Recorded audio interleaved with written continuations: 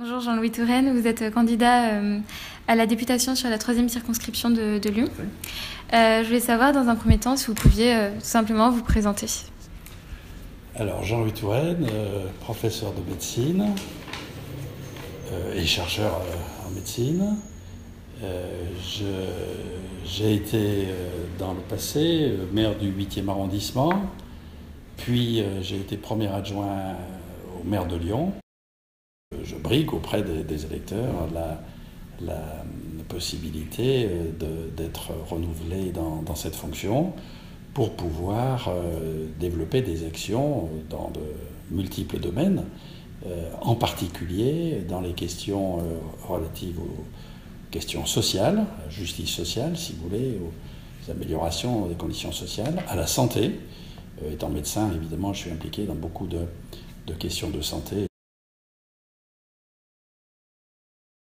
Alors moi, je me suis réjoui et j'ai bien sûr voté avec grand enthousiasme tout ce qui a accompagné la COP21 et toutes les mesures qui ont donné à la France un leadership.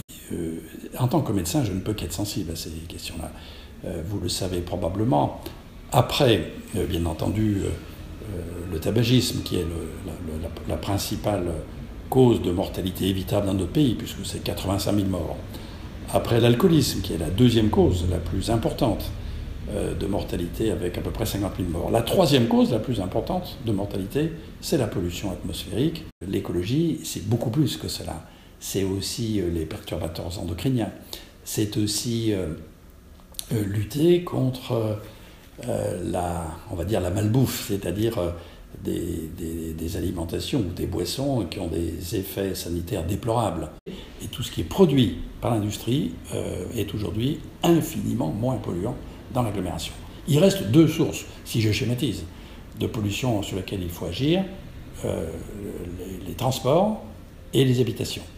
Les habitations, c'est fait avec les nouvelles habitations.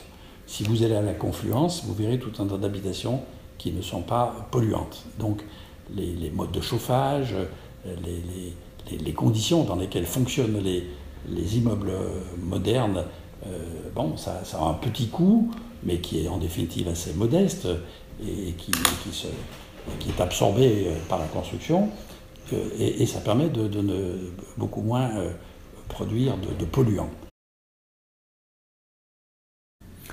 Il y a des mesures à prendre au niveau national et puis à les relayer au niveau local. Moi, je connais bien ces quartiers dont je m'occupe au quotidien, qu'il s'agisse de quartiers comme le quartier des États-Unis, qui est un très grand quartier avec beaucoup d'habitants, la zone de l'Anglais-Santi, plusieurs autres quartiers populaires, mais même plus proche du centre de Lyon, il y a aussi des habitats populaires.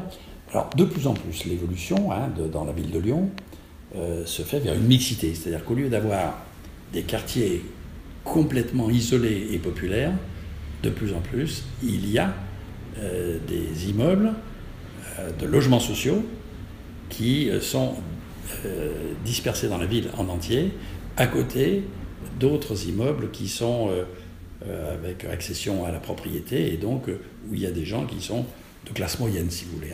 Si vous voulez, l'objectif assigné, c'est d'avoir 25% de logements sociaux.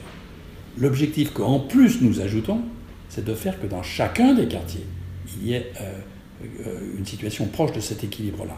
Il y a effectivement nécessité de donner une tranquillité publique plus importante dans ces quartiers populaires et de donner un accès à l'emploi.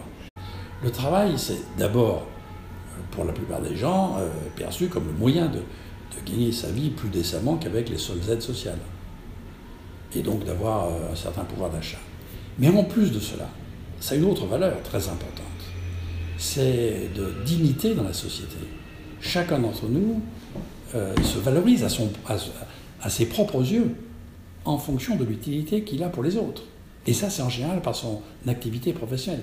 Quand on sert aux autres, quand on est en relation avec d'autres personnes dans un emploi, alors on a une meilleure considération des autres, et le regard avec considération des autres nous permet à chacun de nous de se sentir plus valorisé.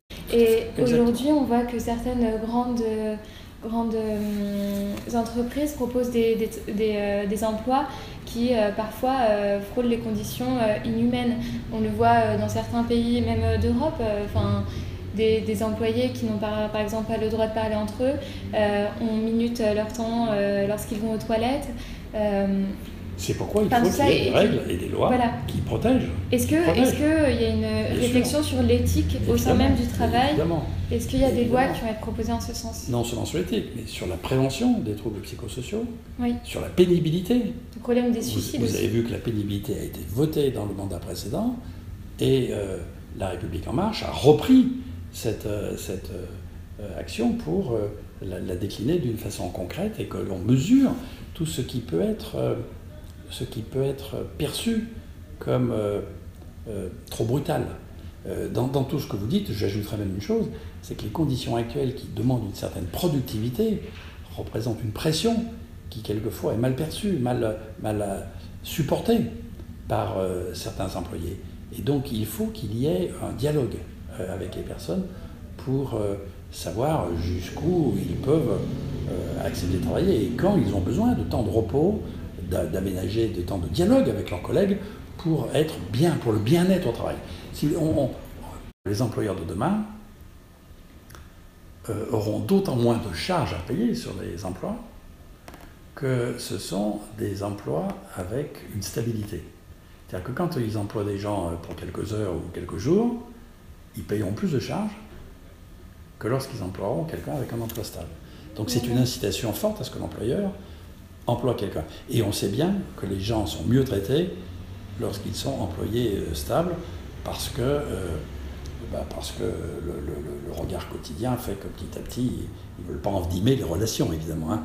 Donc comprenez que nous sommes dans un monde, qui a été perturbé. C'est vrai, qui a été perturbé dans les décennies récentes par la modification complète du monde du travail, mais c'est dû à un phénomène mondial, c'est-à-dire que je sais pas, aux années 70, peut-être 80, je ne me souviens plus, les gens commençaient un emploi et ils considéraient qu'ils allaient l'avoir toute leur vie. C'est fini ça. Plus personne n'aura le même métier toute sa vie. Le plus grave, c'est de rester sans rien faire de façon durable, parce que ça va vous miner psychiquement. Il vaut mieux prendre un emploi qui n'est pas peut-être aussi formidable que ce que vous rêvez, mais vous le prenez et vous demandez après à avoir une promotion. Et vous aurez toute l'attitude plus tard de changer, puisque maintenant on peut changer facilement. C'est devenu beaucoup plus facile. Donc, mais vaut mieux un emploi peut-être un petit peu moins parfait dans la période d'attente de ce dont vous rêvez, plutôt que de rester immobile chez vous à vous ronger les sangs. Mais en quoi est-ce que justement la réforme du travail proposée par Emmanuel Macron va améliorer les conditions? Déjà tout simplement parce que les employeurs, s'ils payent moins de charges, ils peuvent employer plus de personnes, hein. C'est tout simple. Oui, mais alors ça n'améliore pas la condition de l'employeur. Si. Mais des travailleurs, ça ne va pas améliorer leurs conditions directement? Ça l'améliore dans le fait qu'il vaut mieux être au travail que d'être chômeur.